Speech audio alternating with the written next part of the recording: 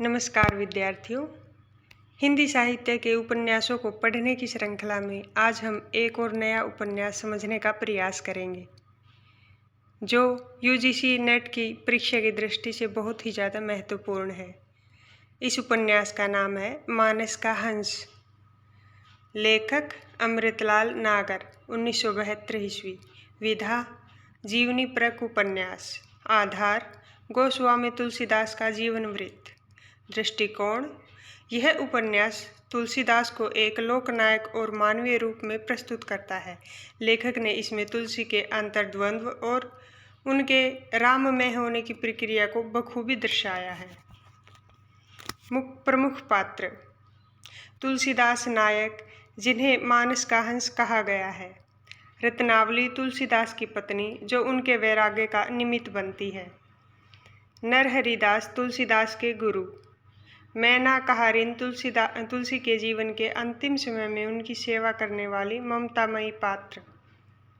मोहिनी एक वेश्या, जो तुलसी के चरित्र की परीक्षा और उनके मानवीय पक्ष को उभारती है। राजा भक्त तुलसी के अनन्य मित्र। शेख सनातन काशी के विद्वान, जिनसे तुलसी ने शास्त्र शिक्षा ग्रहण की। उपन्यास का कथानक और सारांश। यह उपन्यास दो सत्रों पर चलता है। एक ओर तुलसी का वर्तमान वृद्धावस्था और दूसरी ओर स्मृति के माध्यम से उनका बीता हुआ जीवन। जन्म और संघर्षमय बचपन। तुलसी का जन्म अशुभ नक्षत्र अभूत मूल में होने के कारण माता पिता द्वारा त्याग दिए जाने की कथा से शुरुआत होती है। मुनिया दासी और फिर बाबा नरहरिदास उनका पालन पोषण करते हैं। उनका बचपन राम भोला के रूप में अत्यंत अभावों में बीतता है। रत्नावली और वैराग्य। तुलसी का विवाह रत्नावली से होता है। वे अपनी पत्नी के प्रति अत्यंत आसक्त थे।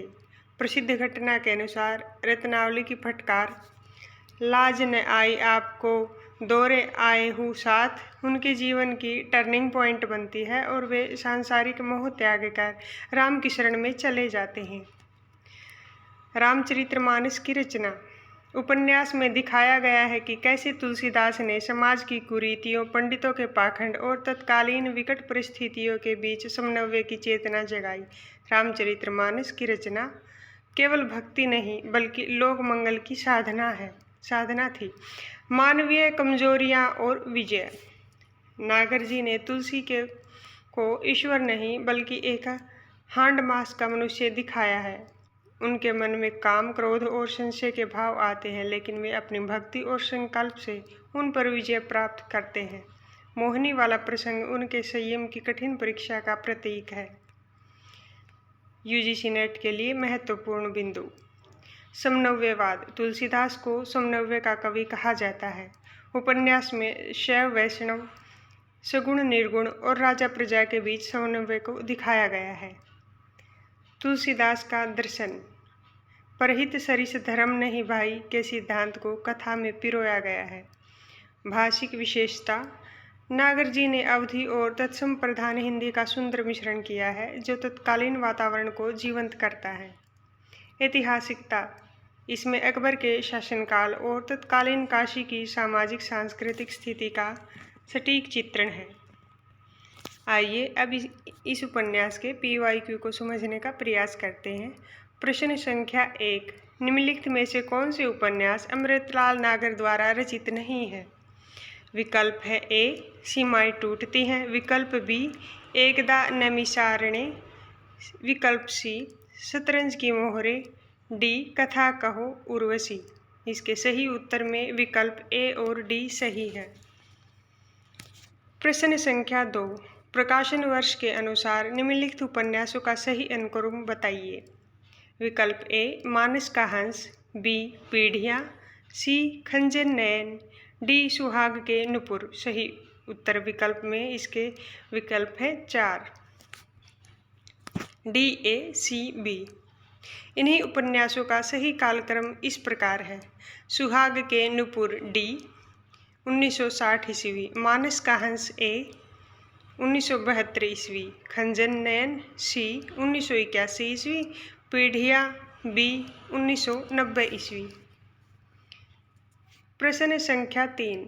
निम्नलिखित उपन्यासों का प्रकाशन काल की दृष्टि से सही अनुक्रम क्या है? मानस का हंस, टेराकोटा, भूले बिसरे चित्र, गर्म राख, भूले बिसरे चित्र, गर्म राख, मानस का हंस, टेराकोटा, गर्म राख, भूले बिसरे चित्र, टेराकोटा, मानस का हंस, टेराकोटा, गर्म राख, मानस का हंस, भूले बिसरे चित्र। आइए अब इसके सही उत्तर को देखते हैं। इसका सही उत्तर है विकल्प 3। इसकी व्याख्या को समझें। इन उपन्यासों का उनके प्रकाशन वर्ष के अनुसार सही कालक्रम इस प्रकार है: गर्म राख 1957, उपेंद्र नाथ आश्क, भूले बिसरे चित्र 1959, भगवती चरण वर्मा, टेराकोटा 1971, लक्ष्मीकांत वर्मा, मानस का हंस 1972, अमृतलाल नागर। प्रश्न संख्या 4, हिंदी साहित्यकारों के जीवन पर आधारित उपन्यास है। विकल्प है ए महासमर, बी मानस का हंस, सी बाणभट्ट की आत्मकथा, डी खंजन नयन। इसके उत्तर में सही विकल्प है बी और डी। इसकी व्याख्या समझे। मानस का हंस यह अमृतलाल नागर द्वारा लिखित उपन्यास है जो प्रसिद्ध कवि गोस्वामी तुलसीदास के जीवन पर आधारित है। खंजन नयन यह भी अमृतलाल नागर का उपन्यास है जो महाकवि सूरदास के जीवन पर आधारित है। नोट: विकल्प ए पौराणिक है और विकल्प सी एक काल्पनिक ऐतिहासिक चित्रण है। प्रश्न संख्या 5, मानस का हंस उपन्यास में वर्णित है।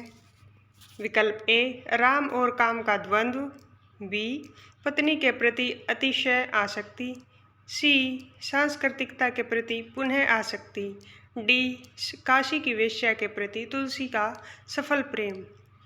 इसके उत्तर में सही विकल्प ए है राम और काम का द्वंद्व। प्रश्न संख्या 6, मानस का हंस उपन्यास की रचना में अमृतलाल नागर ने निम्न पुस्तकों में से सहायता लिया है।